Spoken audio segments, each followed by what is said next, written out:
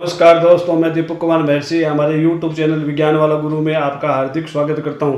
दोस्तों, अभी लॉकडाउन चल रहा है और विद्यार्थियों की मांग है कि उनके लिए केमिस्ट्री के कुछ लेसन बनाए जाए। अभी मैं आपको 12th क्लास का एक लेसन जो है वो आपको बताऊंगा। लेसन का नाम है ठोस अवस्था और ये माध्यमिक शिक्षा बोर्ड राजस्थान में 3 अंक का ये जो लेसन है वो आता है। यहाँ पे हम सबसे पहले ठोसों के लक्षण के बारे में जानकारी प्राप्त करेंगे। चलिए देखते हैं।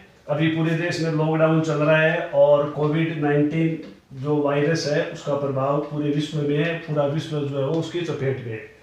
तो ठोस के जो लक्षण है वो आप जानते हो। ठोस क्या होते हैं, गैस क्या होते हैं, द्रव क्या होते हैं, इन तीनों के बारे में यहाँ पे थोड़ी सी हम चर्चा करते हैं। ये ठोस है, ये आपका द्रव है और ये गैस है। यहाँ मैं लिख देता हूँ ठोस, द्रव और गैस।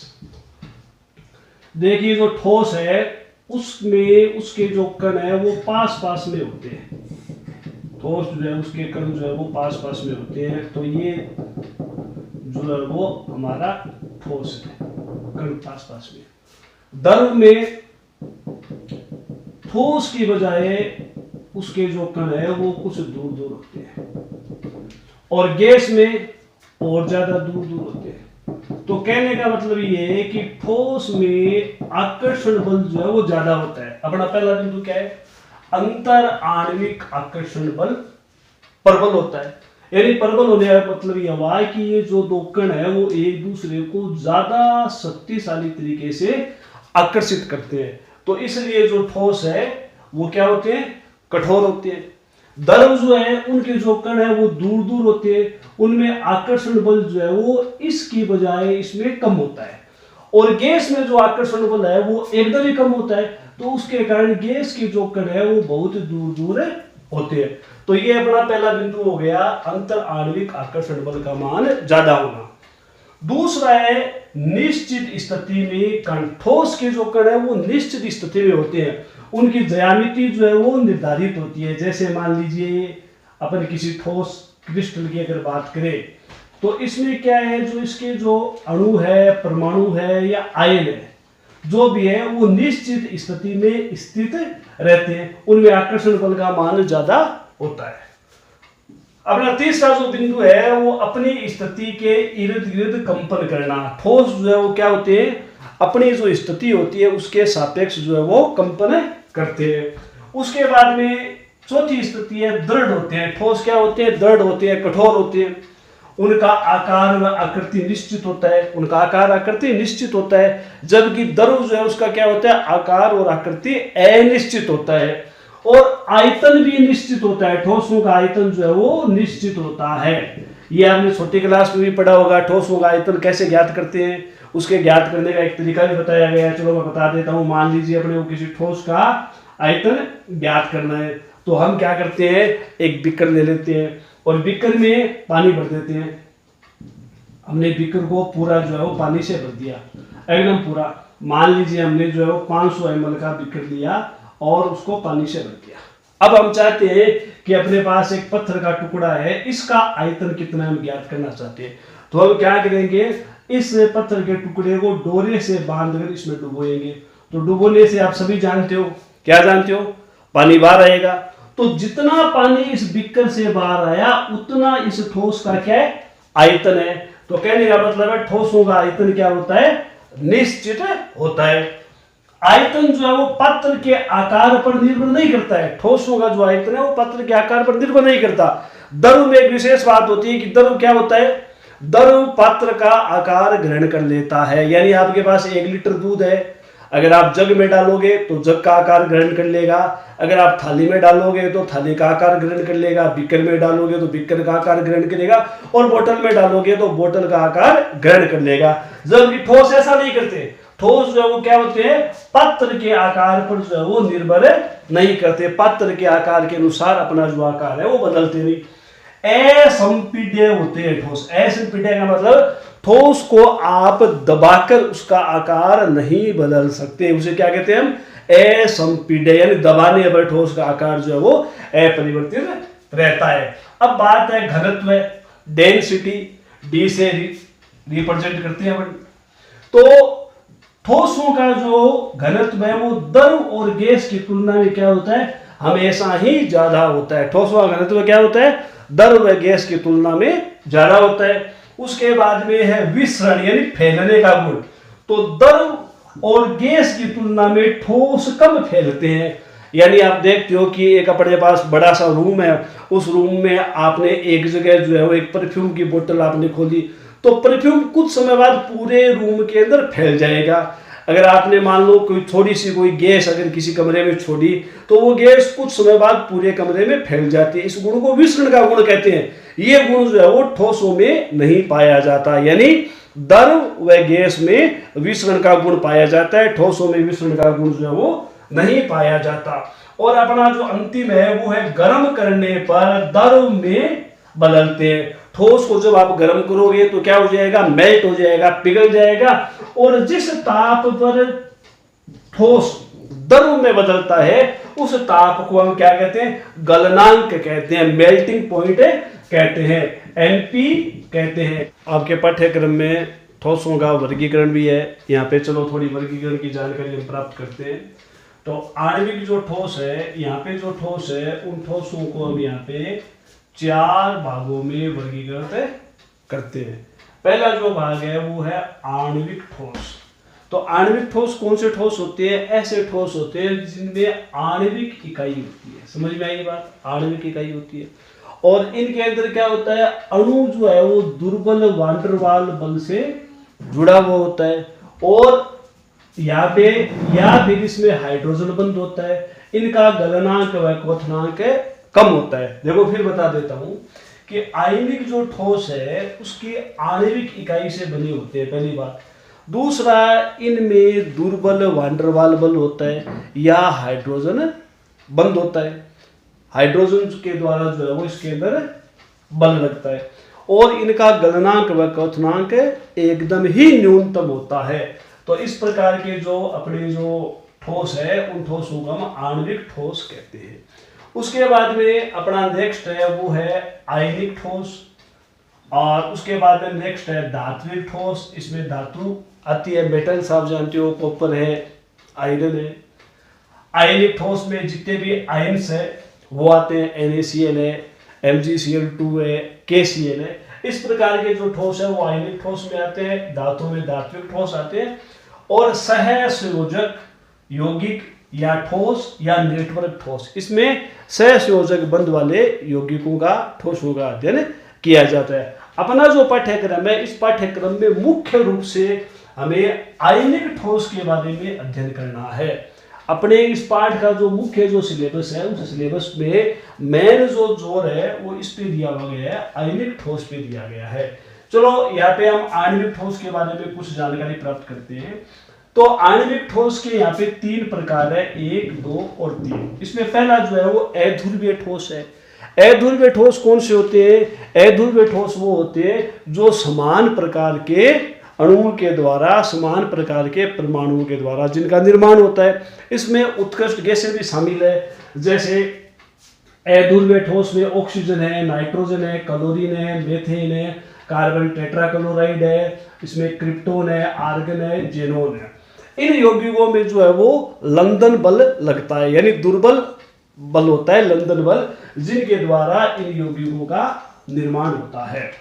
और ये जो अध्रुवीय जो यौगिक है वो क्या होते हैं? जल जैसे ध्रुवीय विलायक में अविलयशील होते हैं। ये जल में जो है वो विलय नहीं होते। इसी प्रकार से ध्रुवीय यौगिकों की अगर हम बात करें, यहाँ पे जो आणविक यौगिक है उनको 3 भागों में मैंने बताया कि अध्रुवीय, ध्रुवीय और हाइड्रोजन बंध युक्त आणविक ठोस। ध्रुवीय ठोस कौन कौन से होती है? जिनके अंदर जो 2 परमाणु होते हैं उन दोनों परमाणुओं की विद्युत ऋणता में ज्यादा अंतर होते हैं, तो उनमें क्या होता है? ध्रुवणता हो जाती है। ऐसे जो यौगिक है वो यौगिक कहलाते हैं अपने ध्रुवीय यौगिक कहलाते हैं, जैसे HCl है, SO2 है, या फिर CHCl3 है। ये जो यौगिक है वो ध्रुवीय यौगिक है। क्यों? यहाँ पे क्लोरीन और हाइड्रोजन, कार्बन, इनकी विद्युत ऋणता में अंतर है, यहाँ पे इन दोनों की विद्युत ऋणता में अंतर है, यहाँ पे इन दोनों की विद्युत ऋणता में अंतर है। तो इस प्रकार के जो यौगिक है वो ध्रुवीय ठोस होते हैं, और इस प्रकार के यौगिक जो है, इस प्रकार के जो ठोस है वो ध्रुवीय यौगिकों में विलयशील होते हैं। यहाँ पे फिर तीसरा जो है वो हाइड्रोजन बंध युक्त आणविक ठोस, यानी ऐसे ठोस जिसमें हाइड्रोजन बंध होता है, जैसे यहाँ पे हाइड्रोजन फ्लोराइड है, जल है, अमोनिया है। तो इस प्रकार के जो कार्बनिक जो यौगिक है वो सारे के सारे जो यौगिक है वो क्या होते हैं, हाइड्रोजन बंध युक्त आणविक ठोस होते हैं। और आगे हम जो है वो आयनिक ठोस के बारे में और अधिक जानकारी जो है हमें प्राप्त करते हैं। तो आयनिक यौगिकों की विशेषता आपको याद करने का सबसे एक सरल तरीका मैं बताता हूं। आप अपने दिमाग में NaCl को ध्यान में रखो कि NaCl में क्या क्या विशेषताएं होती है, आपको कुछ विशेषताएं याद होगी, उसके आधार पर आप जो है वो इसको याद कर पाओगे। तो आयनिक यौगिकों में जो आयनिक जो ठोस है उसके अंदर है हमें NaCl को ध्यान में रखते हुए पहली बात कह सकते हैं कि इनके गलनांक व क्वथनांक उच्च होते हैं। आप देखते हो कि नमक को गर्म करते हैं तो जल्दी से मेल्ट नहीं होता है वो। इसका मतलब क्या हुआ कि नमक जैसे जो आयनिक यौगिक है उनके गलनांक व क्वथनांक क्या होते हैं, अत्यधिक उच्च होते हैं। ये पहली बात। दूसरी बात, इनके जो अवयवी जो कण है वो आयन होते हैं, यानी आयनिक जो ठोस है वो आयनों के द्वारा बनते हैं। जैसे NaCl का निर्माण जो है वो इस प्रकार से हुआ है, Na+ और Cl- से। इसी प्रकार से जो है वो मैग्नीशियम क्लोराइड है उसका भी जो निर्माण है वो इस प्रकार से हुआ है।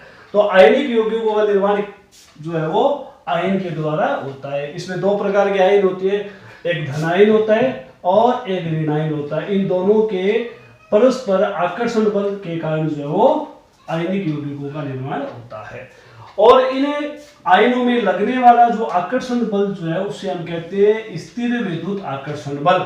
इस स्थिर विद्युत आकर्षण बल के कारण जो आयनिक यौगिक है वो बनते हैं। उसके बाद में भंगुर प्रकृति। यहाँ पे भंगुर प्रकृति का मतलब यह है कि जब आयनिक यौगिकों को आप पीटोगे, तोड़ोगे, चोट पहुंचाओगे तो छोटे छोटे टुकड़ों में वो टूट जाते हैं। इसे हम भंगुर प्रकृति कहते हैं। तो आयनिक यौगिक क्या होते हैं, भंगुर प्रकृति की होती है। और ध्रुवीय विलायकों में विलय होते हैं, यानी कार्बनिक यौगिकों में विलय नहीं होते, ध्रुवीय विलायकों में विलय हो जाते हैं। ध्रुवीय विलायक कौन से हो गए, जैसे HCl है ध्रुवीय विलायक है, जल जो है वो ध्रुवीय विलायक है। इस प्रकार के विलायकों में ये विलयशील होते हैं।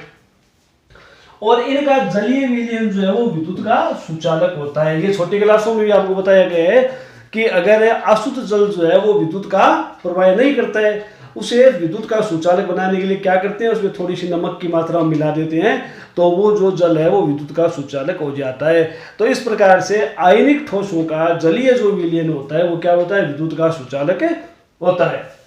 और यहाँ पे फिर नेक्स्ट बात है, ठोस अवस्था में विद्युत के कुचालक होते हैं। यानी आप आयनिक यौगिक जो है उनको अगर आप ठोस अवस्था में विद्युत का चालन करने का प्रयास करोगे तो उनमें विद्युत धारा प्रवाहित नहीं होगी। जैसे आप नमक में विद्युत धारा प्रवाहित करोगे, ठोस नमक है तो उसमें विद्युत धारा प्रवाहित नहीं होगी, लेकिन अगर नमक का जल है तो उसमें विद्युत धारा आसानी से प्रवाहित हो जाएगी। और फिर नेक्स्ट अपना जो बिंदु है वो है क्रिस्टलीय जालक का निर्माण। यानी आयनिक यौगिक जो है उनके क्रिस्टल में एक निश्चित जालक का निर्माण होता है। इस जालक के बारे में हम आगे और विस्तार से इसी लेक्चर में चर्चा करने वाले हैं। उसके बाद में अपना जो है वो आयनिक यौगिकों का मुख्य जो लक्षण है वो मूलानुपाती सूत्र के द्वारा इन्हें प्रकट किया जाता है। जैसे NaCl मूलानुपाती सूत्र है, तो आयनिक यौगिकों को हम मूलानुपाती सूत्र के द्वारा जो है वो प्रकट करते हैं, जैसे NaOH है। इस प्रकार से मूल अनुपात में इनके सूत्र को प्रकट किया जाता है।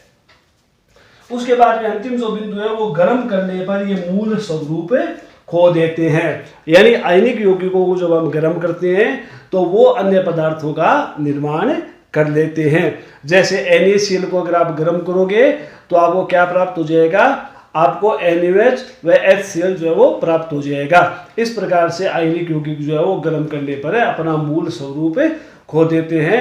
ठोसों के एक अन्य प्रकार में अपने पास जो है वो है धात्विक ठोस। तो धात्विक ठोस क्या होते हैं, धात्विक ठोस वास्तव में धातु के जो आयन्स होते हैं वो इलेक्ट्रॉन के समुद्र के अंदर व्यवस्थित होते हैं। यानी धातु के अंदर क्या होता है कि इलेक्ट्रॉनों का एक बहुत बड़ा महासागर होता है। उस इलेक्ट्रॉनों के महासागर में आयंस जो है वो धातु के व्यवस्थित होते हैं।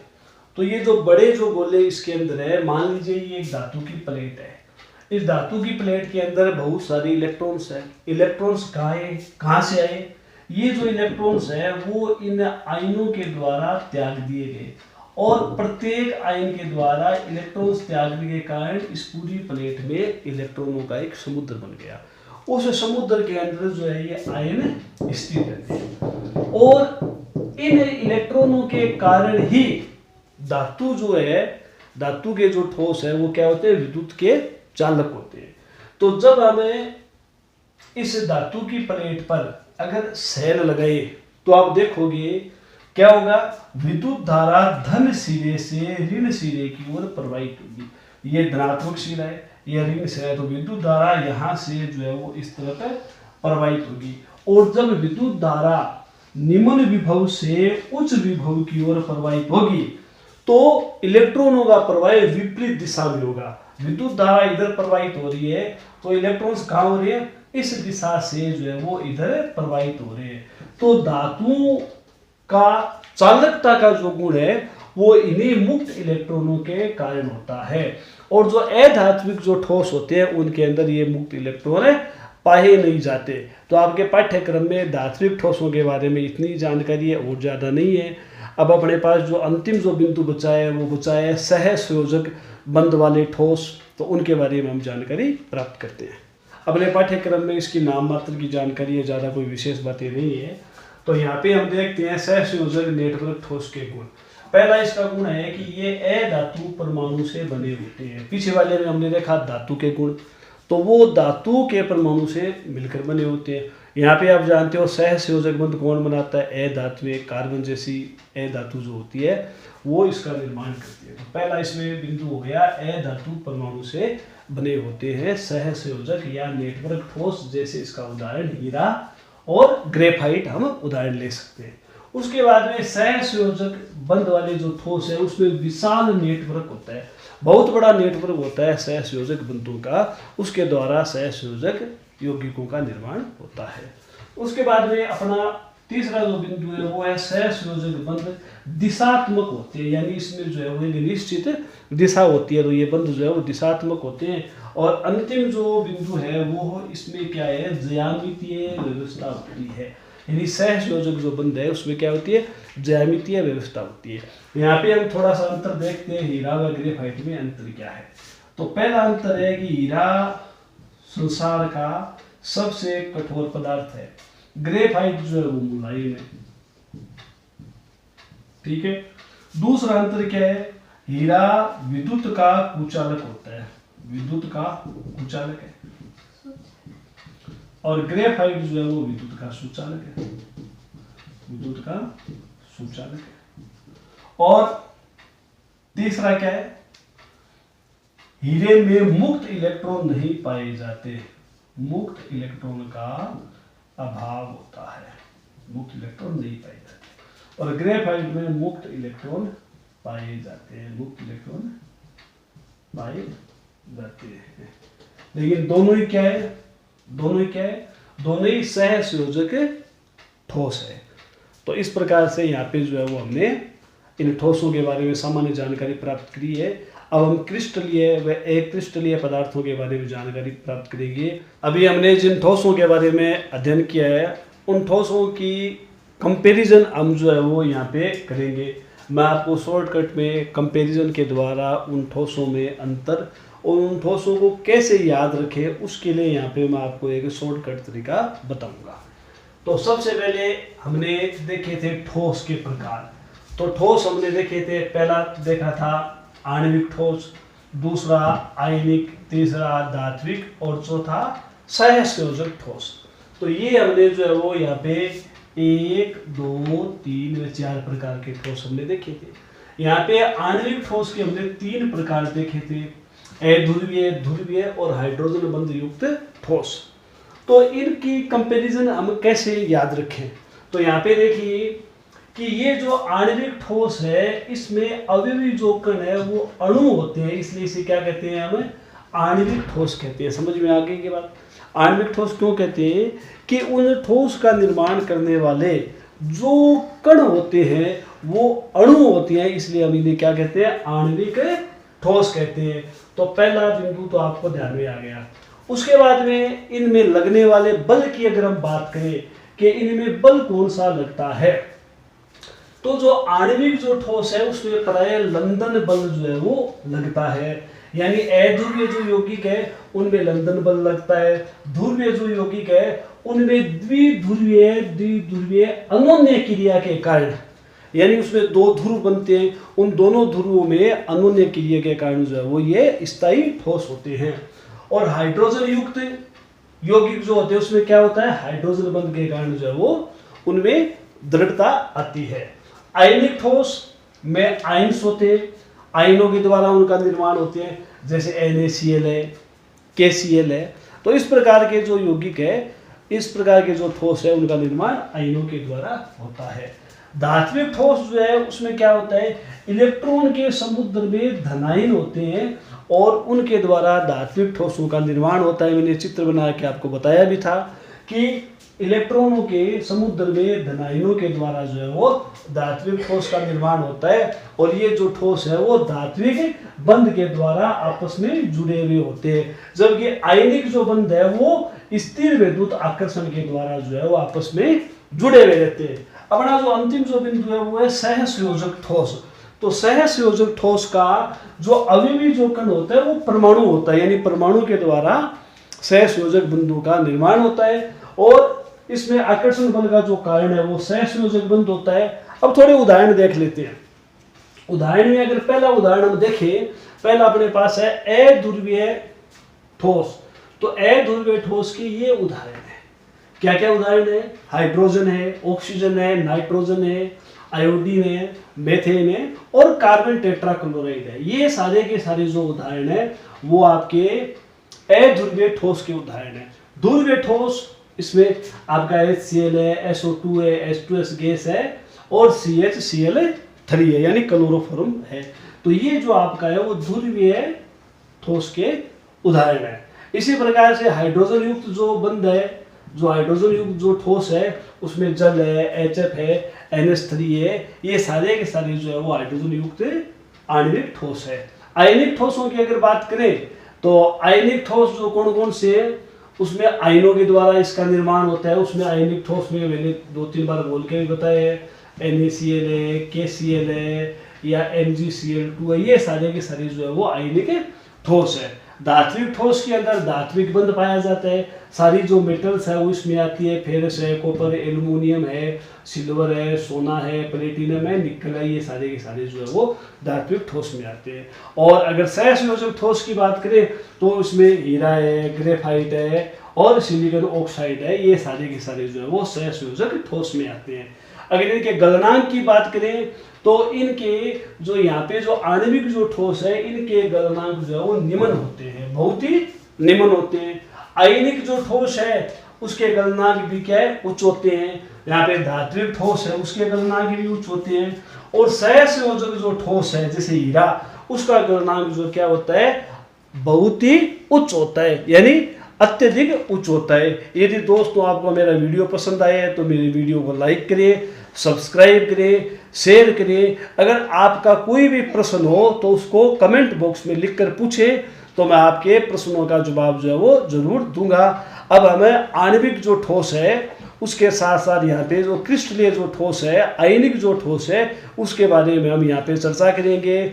आयन का किस प्रकार से ठोस का निर्माण होता है, उसका क्रिस्टलीय जालक क्या होता है, यूनिट सेल क्या होती है, इकाई कोष्ठिका के बारे में जानकारी प्राप्त करेंगे।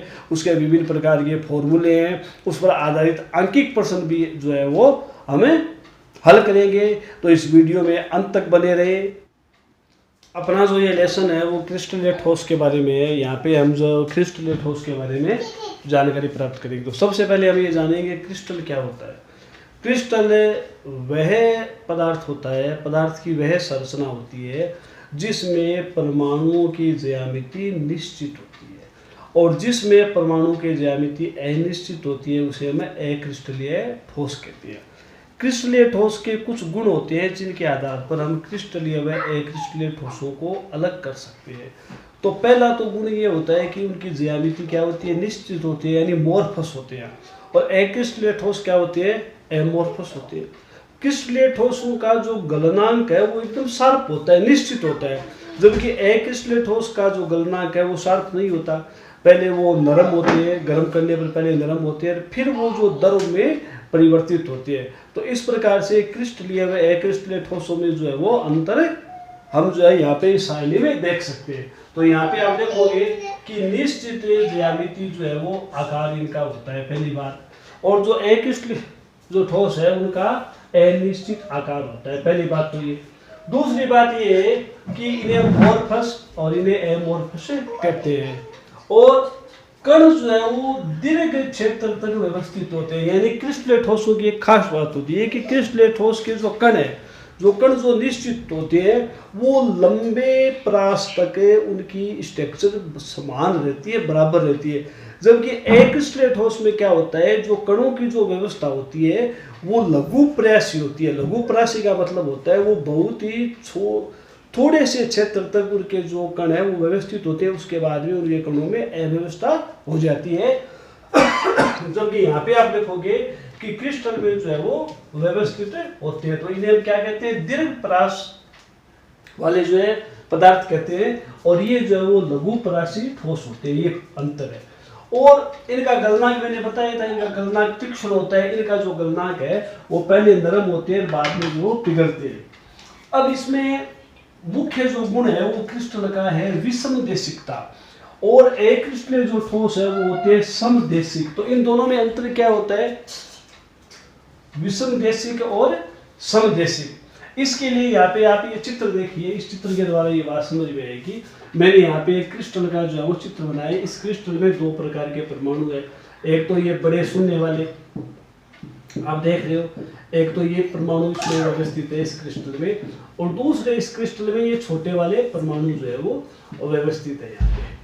तो आप अगर इस क्रिस्टल को अगर इस दिशा से देखोगे तो आपको क्या दिखाई देगा, यहाँ पे आप देखो आपको नियमित व्यवस्था दिखाई दे रही है। यहाँ पे ये दो छोटे छोटे आप कण देख रहे हो, इधर छोटा है इधर छोटा है। लेकिन जब आप इस दिशा में देखोगे, यहाँ पे क्या लिखा है, विषमदेशिकता, यानी दिशा के अनुसार जो है वो इनके गुण बदल जाते हैं। यहाँ पे अगर आप इस तरफ देखोगे तो यहाँ पे आप क्या देख रहे हो कि इधर तो दोनों छोटे छोटे हैं, फिर एक छोटा है एक बड़ा है, यहाँ पे एक छोटा है एक बड़ा है, छोटा है बड़ा है।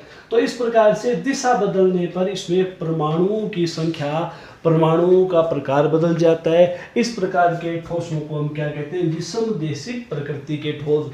तो जो क्रिस्टल होते हैं वो क्या होते हैं, विषमदेशिक प्रकृति के ठोस होते हैं। और इस प्रकार के ठोसों के भौतिक गुण जो है वो परिवर्तित हो जाते हैं। किसी भी क्रिस्टल के अगर हम भौतिक गुण देखें, अलग अलग दिशाओं में अलग अलग स्थानों पर अगर देखें तो उसका अपवर्तनांक है, या फिर विद्युत प्रतिरोधकता है, तापीय चालकता है, और यांत्रिक सामर्थ्य है। इस प्रकार के जो भौतिक जो गुण है वो इन क्रिस्टलों के परिवर्तित हो जाते हैं। उसके परिवर्तन का जो कारण है वो है विषमदेशिक प्रवृत्ति, यानी अलग अलग दिशाओं से क्रिस्टल को देखने पर वो अलग अलग संरचना में दिखाई देता है। यहाँ पे आप देख सकते हो कि ये जो बड़ा शून्य है वो अलग प्रकार का परमाणु है, ये जो छोटा जो बिंदु है वो अलग प्रकार का परमाणु है। और अक्रिस्टलीय जो ठोस होते हैं वो क्या होते हैं, समदेशिक प्रकृति के होते हैं, यानी उनको किसी भी दिशा से देखो उनकी संरचना जो है वो अपने को समान दिखाई देती है। यहाँ पे जो क्रिस्टलीय ठोस है वो वास्तविक ठोस होते हैं, और ये आभासी ठोस या अतिशीतित द्रव होते हैं। अतिशीतित द्रव्य क्या होता है, ऐसे जो द्रव्य है वो बहुत धीरे धीरे प्रवाहित होते हैं। आप पुरानी बिल्डिंगों के अगर कांच को अगर आप देखोगे तो वो कांच जो पुरानी बिल्डिंगों में जो कांच जो लगे हुए हैं, जो खिड़कियों में जो कांच लगे हुए हैं, वो यहाँ से नीचे की साइड से थोड़े मोटे होते हैं। उसके मोटे होने का कारण ये होता है कि ये जो कांच है वो धीरे धीरे गुरुत्वाकर्षण बल के कारण बहकर नीचे आ जाता है। कांच जो है वो लगातार बहता है। किसी भी खिड़की में, किसी भी दरवाजे में अगर कांच लगाए तो वो कांच धीरे धीरे बहते हुए यहाँ पे आ जाता है, और नीचे की साइड से कांच जो मोटा हो जाता है, यहाँ से पतला हो जाता है। इस प्रकार के गुण को हम जो है वो अतिशीतित द्रव का गुण कहते हैं। तो कांच जो है वो क्या होता है, अक्रिस्टलीय ठोस होता है, और उसमें अतिशीतित द्रव का गुण पाया जाता है, उसे हमें सुपर कूल्ड कहते हैं। यानी उसमें जो है वो बहुत ही धीरे धीरे बहने का गुण होता है। यहाँ पे आप देखोगे इसके उदाहरण NaCl है, Na2SO4 है, KCl है, MgCl2 है और K2SO4 है। ये जो है वो क्रिस्टल के उदाहरण है। अक्रिस्टलीय पदार्थों के उदाहरण में रबड़ है, प्लास्टिक है, कांच है। ये जो सारे जो पदार्थ है, कांच, रबड़, प्लास्टिक, ये अक्रिस्टलीय ठोस है।